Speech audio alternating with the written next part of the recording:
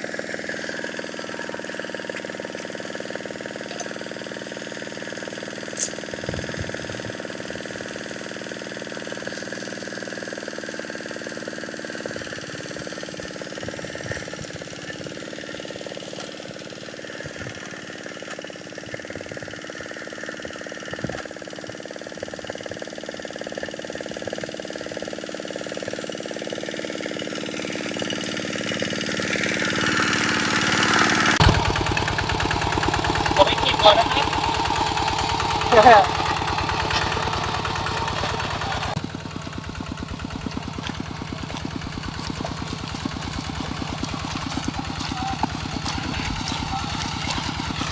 เพื่อนไม่รู้ว่าวันนี้จะได้เก็บบ้างเนี่ยอันนี้นะครับหอยแบบนี้นะครับเพื่อนอันนี้นะครับอันนี้เป็นตัวเล็กครับเอาตัวใหญ่นะตัวใหญ่มันน่าจะเป็นแบบนี้ครับเพื่อนถ้าคนไหนไม่รู้ก็อาจจะคิดว่าหอยเชอรี่นะฮะไม่ใช่หอยเชอรี่นะครับเพื่อนผมจะให้ดูไอ้นี่อะไรว่าอะไรนั้นเนี่ยฝางหรือว่ากระดองผมก็เรียกไม่ถูกนะอันเนี้ยมันจะหนามกว่าแล้วก็รู้มาจะอร่อยกว่านะเพื่อนตัวเนี้ยแค่เราไปตอกตุ่แล้วก็คือแช่น้ำแป๊บเดียวก็ได้แล้วก็ไปทำเมนูอะไรก็ได้แล้วก็เราก็มันจะอร่อยกว่าเยอะถ้าเป็นหอยเชอรี่มันจะมีคิกเยอะใช่ไหมครับเพื่อนอันนี้นะครับเรามาเก็บกันนะฮะเดี๋ยวเราจะไปทำเมนูอะไรเราดูกันนะครับมันก็มีอยู่นะครับ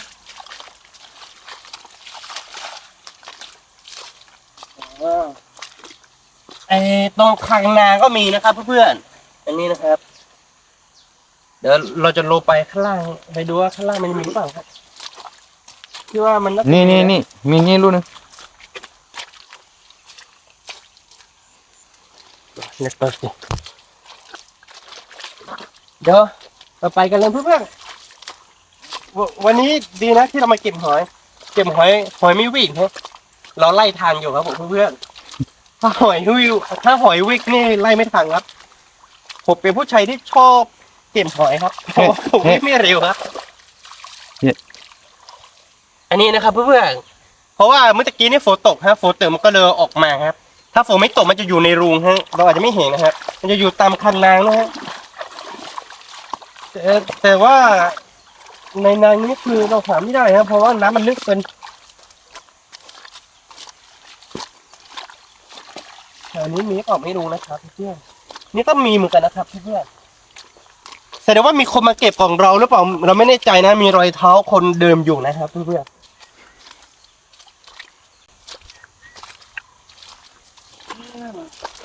ได้แล้วหน่อยนึง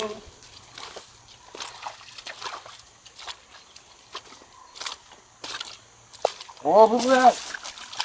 ลูกออสเยอะเลยเพื่อนลูกออสเห็นไหมครับเพื่อนดูกำลังหนีครับเยอะเลยครับผมเดี๋ยวคลิปหน้าผมจะมาจับลูกออสแล้วก็ผมจะมาถ่ายให้ดูนะครับเพื่อนว่าลูกออสมาอร่อยหรือเปล่านะครับผมเคยดูในโทรศัพท์แล้วก็ผมเคยดูไอ้โคอีสามเขาชอบทำกินหอดหมดหรือว่าอะไรประมาณนี้นะฮะเราดูกันว่าเดี๋ยวคลิปวิดีโอหน้าผมจะมาเก็บลูกออกนะฮะลูกออกนี่ผมมันเก็บไม่รู้ว่าจะเก็บได้หรือเปล่านะครับ เดี๋ยวมาดูกันนะฮะที่วิดีโอหน้าผมจะมาถ่ายให้ดูครับเพื่อนๆสำหรับวันนี้ก็คือ โอ้โหเพื่อนๆตัวนี้มีไปกองเลยครับผมนี่เยอะนะครับอันนี้เยอะเลยอ่ะเพื่อนๆนี่นะครับโอ้โหเรามาเก็บได้เยอะแบบนี้นี่ไปทำเมนูน่าจะอร่อยนะครับเพื่อนๆเดี๋ยวเราดูกันว่าเราจะทำเมนูอะไรนะครับเพื่อนเยอะเหมือนกันนะเนี่ย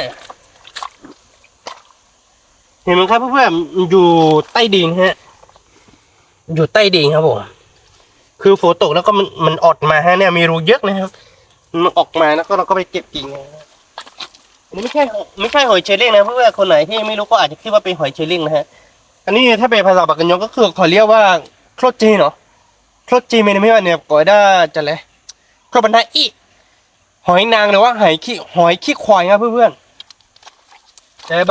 ถ้าเป็นภาษาไทยเขาเรียกว่าหอยอะไรผมก็ไม่แน่ใจเหมือนกันนะครับเพื่อนๆโอ้เพื่อนนี่เยอะเลยครับผมโอ้เยอะมากเลยอะนี่นะครับเยอะจริงๆครับผมแต่ตัวมันไม่ได้ใหญ่เหมือนหอยเชอรี่นะเพื่อนๆที่เรามาเก็บในนางนี้มันไม่มีหอยเชอรี่ฮะถ้าเราลงไปข้างล่างนู้นมันจะมีหอยเชอรี่ฮะคือหอยเชอรี่ถามว่าอร่อยไหมมันก็อร่อยนะเพื่อนๆนี่นะครับ3 ลูกนะครับผมปลดกลาง3 ลูกเลยหอยเชอรี่มันก็อร่อยแบบนึงแต่ว่าหอยเชอรี่คือลูกใหญ่ๆคือจะไปทำเมนูอะไรก็แล้วแต่ละคนฮะแต่ละคนมันก็ชอบกินคนละแบบฮะเขาจะทำเมนูอะไรกันบ้างฮะสำหรับดอก็ทำได้หลายเมนูเหมือนกันนะหอยเชอรี่มันก็อร่อยครับส่วนหอยนี้เนี่ยคือเราต้องไปตอกตุกแล้วก็คือไปจุ๊บฮะจะอร่อย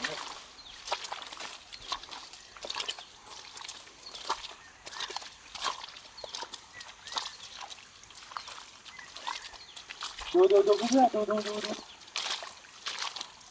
ลูกออกเยอะมากเลยครับผมกำลังหนีเนี่ยเห็นไหมครับ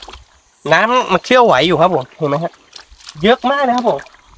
เดี๋ยวคลิปวิดีโอหน้าผมจะมาถ่ายให้ดูนะครับแล้วทำเมนูให้กินฮะ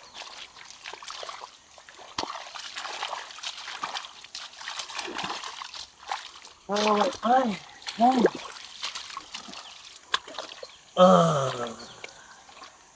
ถ้ามีสวิงนี่เรามาทอดก็ได้ครับเพื่อน นี่ไงหอย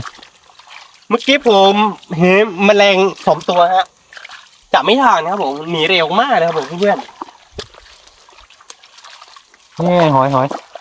เดี๋ยวผมจะไปทำเมนูให้ตังกล้อได้กินฮะ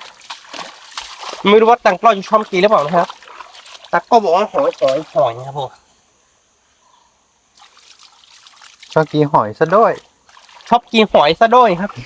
หอยนี่หอยใหญ่ครับผมเพื่อนตังกล้อชอบกินหอยครับผมโอเคเบอร์ค่าเราดูเนาะเบอร์ค่าแร่ๆหน่อยอีกเดี๋ยวไปดูแวมแต่ดิเบลแร่อันนี้คือตัวอะไรครับเพื่อนนี่ครับ ตัวอะไรครับผม แมนด เม็ดดำเนี่ยเม็ดดังเหรอเฮ้ย มันจะกะเราอ่ะเพื่อน ำเป็นตัวแมนดัง ๆอ๋อมันคือมันเป็นลูกของมันใช่ไหม ถ้าเป็นแม่ของมันผมเคยเห็นอยู่นะ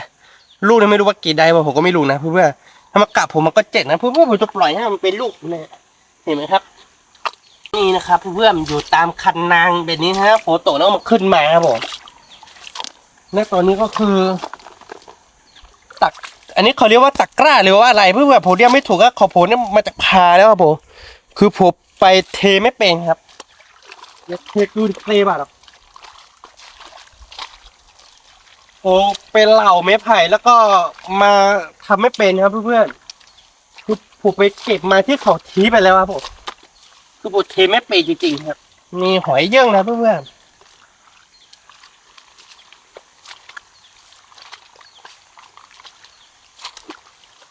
วันนี้ไม่รู้ว่าจะได้เยอะหรือเปล่าเนาะนี่นะครับก็มีนะเพื่อนเดิมตามทางน้ำก็จะมีเรื่อยๆอ่ะลูกบ้าง2 ลูกบ้างเนาะนี่นะครับเพื่อน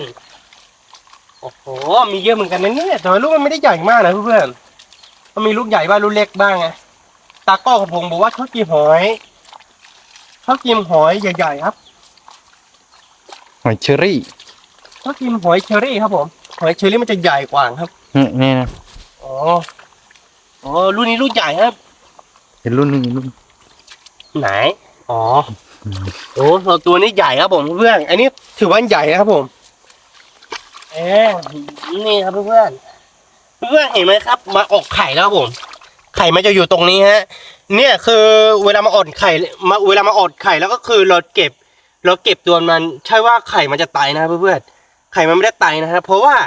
เวลามาออกไข่แล้วใช่ไหมฮะเวลามาออกไข่แล้วก็คือมันก็จะทิ้งไข่ไว้แบบนี้แล้วก็ตัวมันก็จะไปต่องฮะไปต่องที่ไหนก็ไม่รู้นะฮะคือ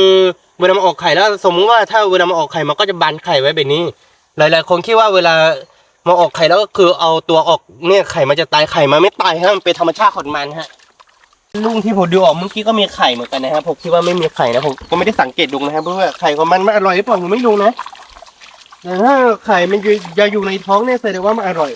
แต่ว่าไข่ที่มันไข่ออกไปแล้วก็คืออร่อยหรือเปล่าผมก็ไม่รู้เหมือนกันครับเพื่อนถ้าเพื่อนคนไหนเคยกินแล้วก็คือเม้นบอกผมนะครับเพื่อนว่ามันอร่อยหรือไม่อร่อยครับหรือว่าเพื่อนก็ไม่กินเหมือนกันฮะผมก็ไม่รู้นะครับเพื่อนวันนี้ก็ผมจะเก็บเยอะๆหน่อยก็คือเก็บมันเยอะๆแล้วก็คือผมจะไปทำเมนูครับแล้วก็ผมจะไปทำเมนูอะไรก็ลองดูครับเพื่อนทำได้หลายเมนูนะหอยเนี่ยเนาะ อือฮึ ข้างล่างโอ้โหตรงนี้เยอะเนี่ยเพื่อนๆอันนี้ฮะเห็นไหมครับเห็นไหมครับโอ้โหตัวนี้จับคู่กันนะฮะอันนี้เขารักกันจริงๆเลยครับผม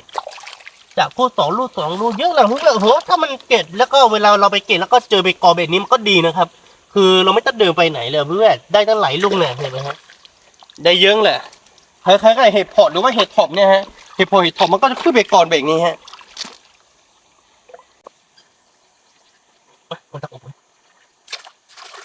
เพื่อนคนไหนรู้จักชื่อหอยนี้ก่อนบอกผมด้วยนะครับเพื่อนนักอีกหอยที่ก่อนครับหอยที่ก่อนเราคือไม่ต้องทำด้วยไม่ต้องมีหรอกเดี๋ยวดูทางทำเราเรื่อยๆก็สุดๆอ๋อดีกว่า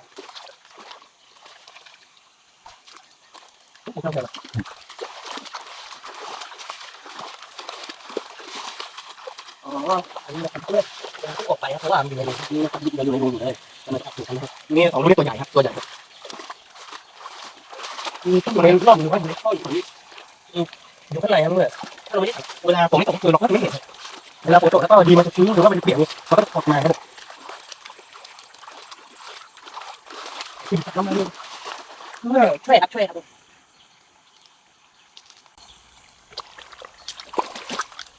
ที่นี่ก็มี阿拉斯ก้าเหมือนกันนะเนี่ย กัวลัสกา วัว阿拉斯ก้าเนี่ยคือตัว阿拉斯ก้าปากกันยอนะตัวไม่ได้ใหญ่ครับเดี๋ยวเราจะไปทำเมนูครับผมเราจะไปทำกับหอยนี่แหละเนาะ อือฮึ ตากล้องบอกว่าชอบกีปูแล้วครับผมเพื่อนตากล้องชอบกีปูครับตากล้องชอบกีปูใหญ่ๆครับผมตากล้องนี่หอยกับปูไม่ได้แล้วครับผมตากล้องคิดเรื่องครับผมตากล้องของผมวันนี้เนี่ยโอ้โหนี่อะไรไปไกลๆครับเราจะดูกลางครับเพื่อนๆเรามาดูกลางว่ามันมีปลาโลมาบ้างไหม กระดับปลา อันนี้นะครับเพื่อนๆปากกญอเรียกว่ากานะครับกานะครับ ถ้าเป็นโรโยก็ปากกญอเรียกว่ากาเหมือนครับ อันนี้ก็กาเหมือนกันครับ มีปลาเปล่า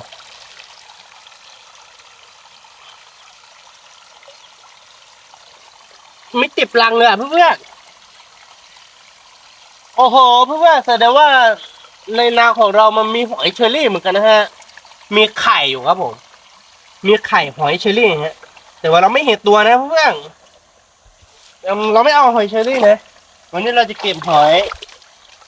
ยขี้ควายนี่แหละครับเพื่อนๆไม่รู้ว่าตรงนี้มีเปล่านะครับเดี๋ยวเราขึ้นไปดูข้าวบงมันก็น่าจะมีนะครับตัวนี้น้ำมันลึกฮะน้ำมันลึกนี่มันไม่น่าจะมีนะเพราะมันไม่ชอบอยู่เวลาน้ำลึกก็คือมันไม่ค่อยอยู่ครับ นู่นไงหอยเชอรี่ครับ อ๋ออันนี้นะครับเพื่อนๆหอยเชอรี่ฮะนี่ผมจะชงให้ดูนะครับเพื่อนๆผมจะเอาแบบว่าเอาลูกที่ใหญ่ๆนะฮะคือหน้าตาจะเป็นประมาณไหนก็คือผมจะทำให้ดูนะครับเพื่อนๆ อันนี้หอยเชอรี่ลูกใหญ่นะครับเพื่อนๆ อันนี้หอย ขี้ควายของเราครับ หอยขี้ควายหรือว่าหอยนางเนี่ยฮะคือถ้าไม่ได้สังเกตก็คือคล้ายๆกันใช่ไหมครับผมเอารูปที่คล้ายที่สุดครับผมเพื่อนมันก็มีลายเหมือนกันใช่ไหมครับ แต่ว่าถ้าดูไปดูมาถ้าเราไม่ต้องสังเกตที่ตรงนี้ครับเพื่อนเขาเรียกว่าฝางหรือว่าอะไรสักอย่างหนึ่งนะฮะตัวนี้มันจะแข็งกว่าแล้วตัวนี้มันจะออกกว่าเวลามันออกกว่าก็คือดูแบบนี้ก็ได้นะครับเพื่อนล้วเข้าไปแบบนี้ใช่ไหมฮะถ้าเป็นหอยเชอรี่ล้วเข้าไปแบบนี้แล้วก็ดูฝางออกมาได้นะครับเพื่อนแต่ถ้าเป็นหอยนี้ลองล้วไม่ได้ครับเพื่อนล้วยังไงมันก็ไม่ได้ฮะมันแข็งครับผมไอเปลือกของมันก็แข็งแล้วก็ฝางก็แข็งฮะมันไม่เหมือนกันนะครับเพื่อนอันนี้อร่อยกว่านะฮะถ้าเป็นหอยเชอรี่เราก็ต้องไปต้มแล้วก็ไปทำเมนูอื่นนะฮะไม่ใช่ว่าไม่อร่อยมันก็อร่อยเหมือนกันนะลูกออดเยอะจังนะผมจะรอจับให้ดูสักลูกนึงนะครับเพื่อนอันนี้นะครับเพื่อนเยอะจริงๆฮะนี่นะครับผมน่าจะเป็นลูกอ้อนของเขียดนะฮะไม่ใช่กบฮะน่าจะเป็นเขียดนะครับเพื่อนเห็นไหมครับถ้าเพื่อนๆอยากจะให้ผมมาจับลูกอ้อนนั่นก็คือเมย์บอกผมนะครับผมเดี๋ยวผมจะมาจับลูกอ้อนแล้วก็จะทำเมนูให้กินนะครับเพื่อนมันดูกันว่าหน้าตามันจะเป็นยังไงบ้างนะถ้าเพื่อนๆคนไหนอยากจะดูก็คือเมย์บอกผมด้วยนะครับเพื่อน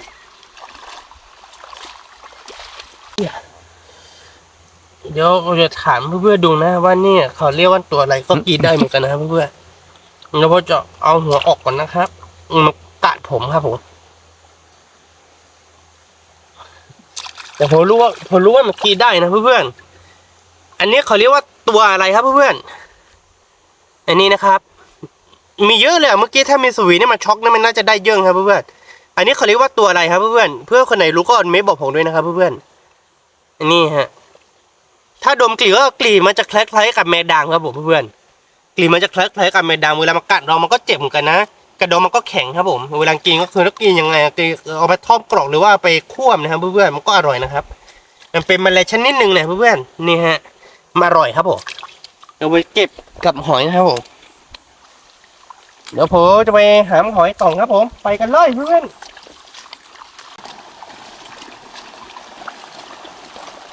ตอนนี้ก็คือฝนตกครับฝนตกน้ำขุ่นฮะอันนี้เขาเรียกว่าน้ำขุ่นหรือว่าน้ำขุดผมก็เรียกไม่ถูกเราเพื่อนๆคนไหนก็บอกผมด้วยนะเพื่อนเดี๋ยวเราจะไปดูกลางของเราอีกครับกับที่ดับรางของเราครับเพื่อนมันมีทางหนึ่งฮะไม่รู้ว่ามันจะติดรางอะไรหรือเปล่าเมื่อกี้นี่ฝนตกแรงครับผมฝนตกแรงนี่มันน่าจะเข้าไปบ้างนะครับเราไปดูเขาว่ามันมีหรือเปล่านะครับเพื่อนตอนนี้ก็คือเรามาที่ฝั่งเรามาในนาฝั่งนี้ก็คือน้ำขุ่นฮะน้ำขุ่นคือเราอาจจะมองหอยไม่เห็นครับผมเรามาดูกระดับรังครับติดปลาบ้างไหมเอ้ย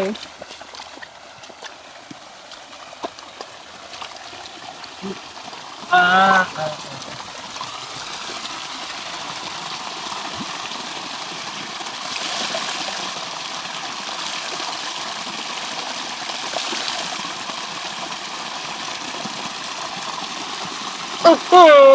ไม่เสียอะไรเลยเหรอเอาแสดงว่าปลายังไม่ลงมาครับผมก็เลยไม่ติดครับเพื่อนๆไม่เป็นไรเราวางไว้แบบนี้แหละเพื่อนๆเดี๋ยวมันก็ลงมาครับก็ทำดีๆไม่ให้ปลาออกไปครับผมให้ปลาลงมาฝั่งนี้ครับเอาใบไม้มันปิดไว้เพื่อน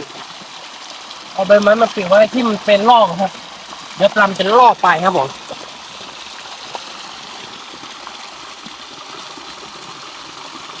ที่บ้านของเราก็หากินแบบนี้แหละเนาะหากินตามธรรมชาติตามป่างตามห้วยตามคลองครับเพื่อนก็ไม่ได้ก็ไม่เป็นไร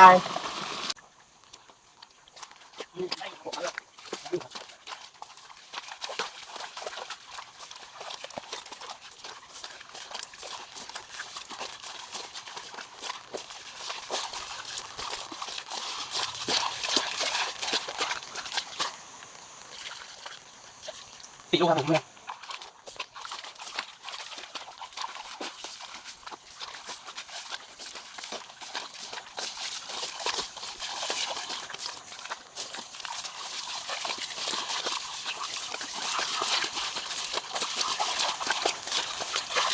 น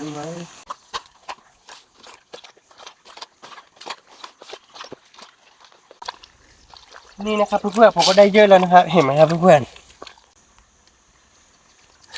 ตอนนี้ก็คือผมได้เยอะแล้วนะครับเพื่อนๆเราดูกันว่าผมจะไปทำเมนูอะไรกันนะครับติกแล้วครับทุกคนเราจะต้มหอยขี้ควายกันนะครับหลายๆคนเรียกว่าหอยอะไรผมก็ไม่รู้ครับเรียกหอยขี้ควายครับทุกคนแล้วชออีนะครับอันนี้มันสูงครับก็ตอกให้เท่าๆกันครับเพื่อนๆไม่งั้นเราต้มไม่ได้ครับของเรามันศูนย์เกินไปหรือเปล่าไม่แน่ใจนะอาจจะศูนย์ไปก็ได้เราลองหอยต้มคือเราจะทำน้ำจิ้มครับเพื่อนๆนี่นะครับทุกคน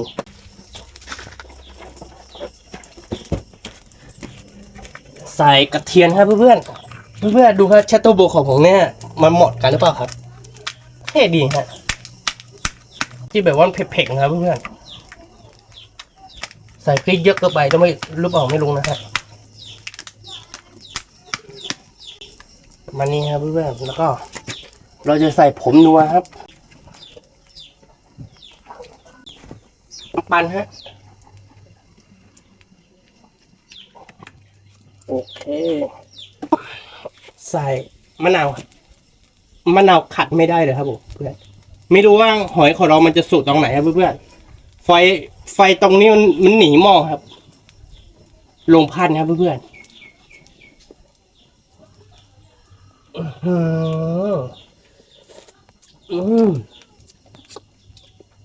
เปรี้ยวจัดเลยเพื่อนนี่เราเย็นดูนะฮะ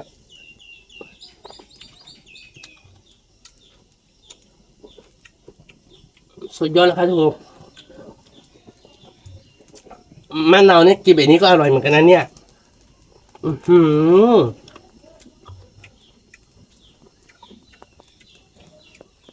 หอยของเราน้ำเดือดแล้วเพื่อนครับ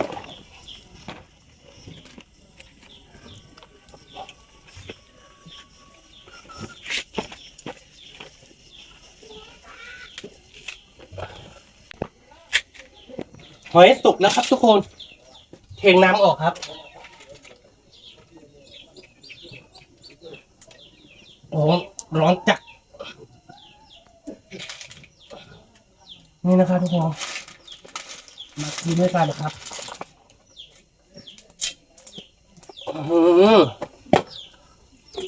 โคตรอร่อยนะดุงนะสูตรหรือเปล่าเนี่ยก็น่าจะสูตรแล้วนะใส่ดีกว่า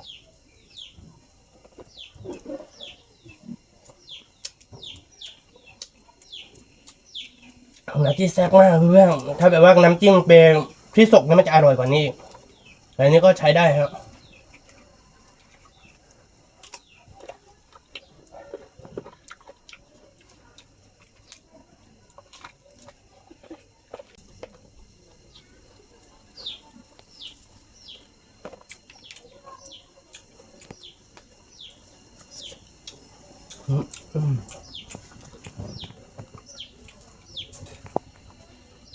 ปัญญาเดือดผักเพื่อนตอนนี้มีคนเดือดผักมาครับชอบดูตอนนี้ผมกินข้าวอยู่ที่ทุ่งนาครับเพื่อนเลี้ยงไก่ด้วยครับไก่ที่นี่มันเดิมกินตามธรรมชาติครับตอนนี้มีคนเดินผ่านมาครับผมจะเรียกให้มากินด้วยครับ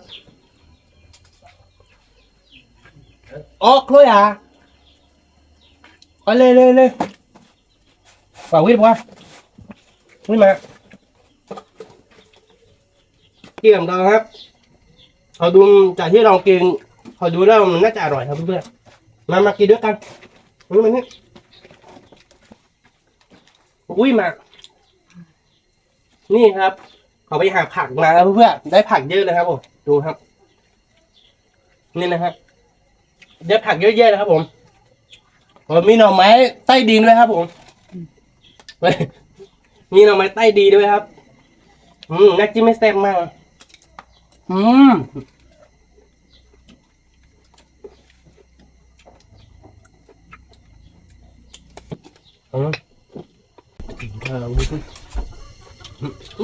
หมดกันละ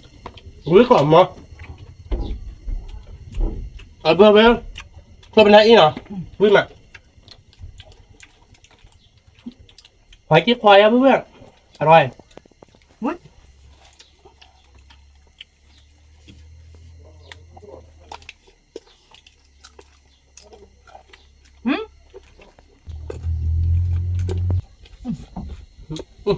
ขี้กูตัวเหลือง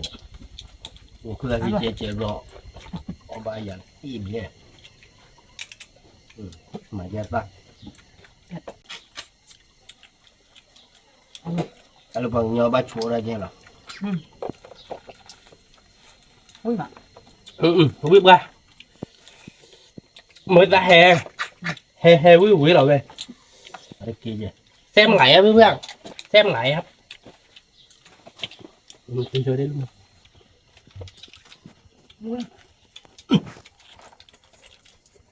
tao chưa liệu ôi á tao gì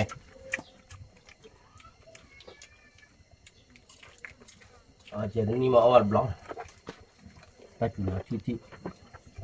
việc làm ngược lại đưa tăng phải เมื่อกี้หอยในปากนะเพื่อนๆอร่อยครับ Ui mà. giờ cho ong để kìm nữa เพื่อนเราตำกับพริกกระเทียมไม่ละเอียดนะ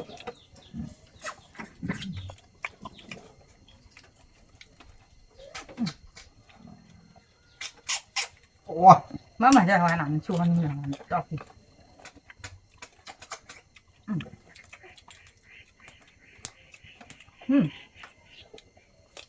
Thế là tiền.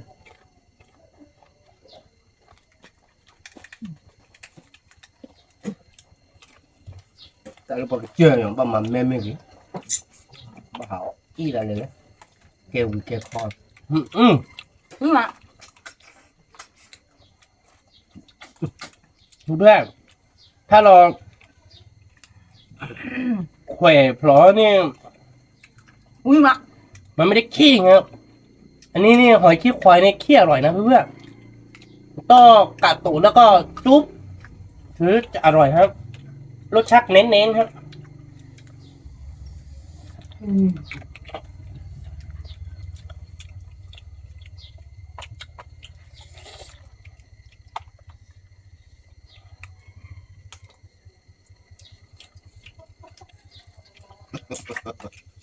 เพื่อนๆดอกไม้ bà tuổi nha ดอกข่าง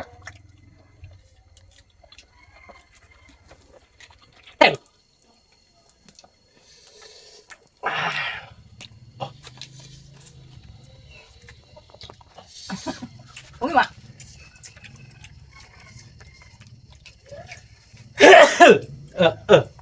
กวาดน้ำเมื่อยนะน่าจะวิ่งเลย Ui Con này đó đều là. เท่าไหร่เดี๋ยวมึง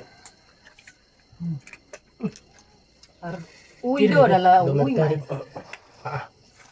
เดี๋ยวดิจ้ะ นี่พี่เขากินโจปวดเอวปวดหลังนะครับผมกินโจปวดเอวปวดหลังแต่ไม่ยอมลูกห้างลูกแล้วก็ถ้าตึงแล้วก็กินต่องครับ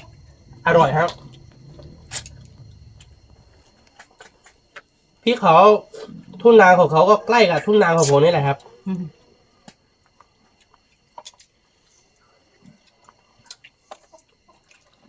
อะไรกินก็ได้ถ้าบอกคนอ่ะเราเอาครัวดิอย่างมันสาวอ้อยเนี่ยเอาวิ่งมา ปวดปากเอาไปเสร็จแล้ววัดตัว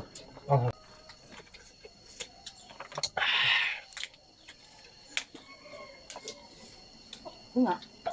น้ำมูดไหลครับ เผ็ดมากเผ็ดมากครับผม Hai đô đô ui đô đô.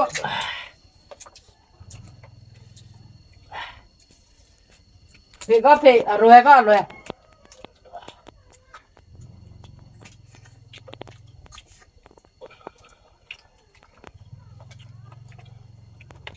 Các bạn có mà thứ này. Rồi lan của xe. Đây ý à. นี่ครับ ขอเป็นเอสซีของผมครับ ขอเป็นกำลังใจหนึ่งกำลังใจให้เราผมครับผม นี่สองคนนี้ก็ติดตามผมทั้งสองคนเลยครับ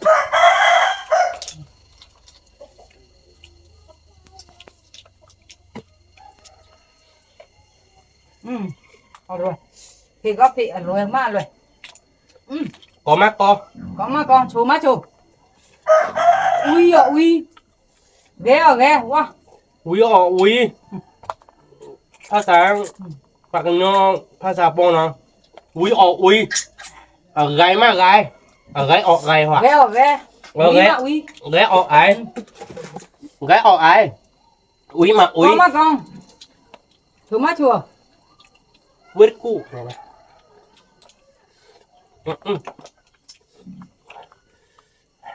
กูอยู่ไปยากู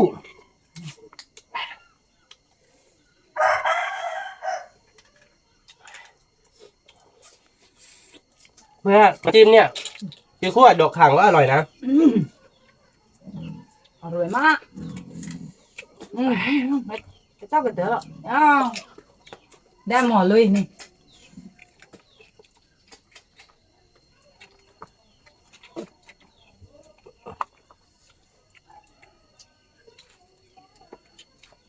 ที่เขาแขวะเนี่ยได้กินไม่หมดครับเพื่อนไม่ได้กินขี้ครับที่เขากินไม่สักใจครับที่เขากัดตุกแล้วก็จุ่มแล้วก็ได้กินหมดเลยครับอันนี้ไม่ใช่หอยขมนะครับเพื่อนถ้าเป็นหอยขมนี่ขี้มันจะขมแต่อันนี้ขี้ไม่ขมครับ ui tẹp bụng อร่อยเน้นๆครับ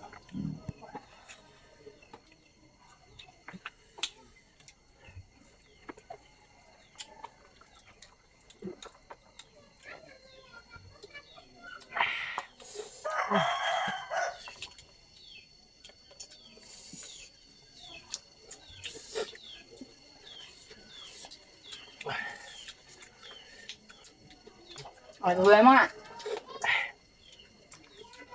thì có thì rồi có rồi พี่ผู้ชายแกปากกันยอเนาะเวียจบ เวียนั่นน่ะ ออดาวิใหม่เนาะจอดกับออดาวิมาเว้ยก็เยอะก้อนเนี่ยออดาใจหน่อยเชื่อพอ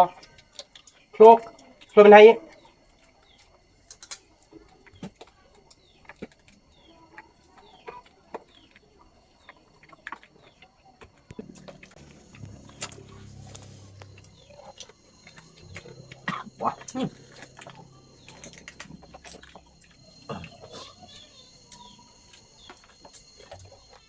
เราธรรมชาติเนาะอร่อย rồi แต่ ตอนนี้หมดแล้วเพื่อนๆเหลือไม่กี่ลูกที่เขาเปรย์ปากกันยอมโคเขาโคดอยก็กีตาธรรมชาติแบบนี้เพื่อนๆมันมีดอกขางแล้วก็มะม่วงแล้วก็เราตำน้ำพริกแล้วก็เราใส่น้ำปันทำเหมือนน้ำจิ้มแต่ว่ามันเป็นพริกแห้งแล้วไม่ใช่พริกป่นหรือพริกสดนะฮะถ้าแบบพริกสดมันก็จะอร่อยแบบนึงครับเพื่อนๆเอาล่ะเพื่อนๆสำหรับที่นี่คงไม่มีอะไรมากหรอกถ้าชอบใจคลิกของผมก็อย่าลืมกดติดตามช่องจอไดอีแอมทางเพจเฟซบุ๊กแล้วก็ยูทูบด้วยนะครับเพื่อเป็นกำลังใจให้กับผมด้วยนะครับสำหรับที่นี้ขอ30 ไลค์ครับเพื่อนๆ Michael เจอกันที่วิดีโอหนะครับผม สวัสดีครับ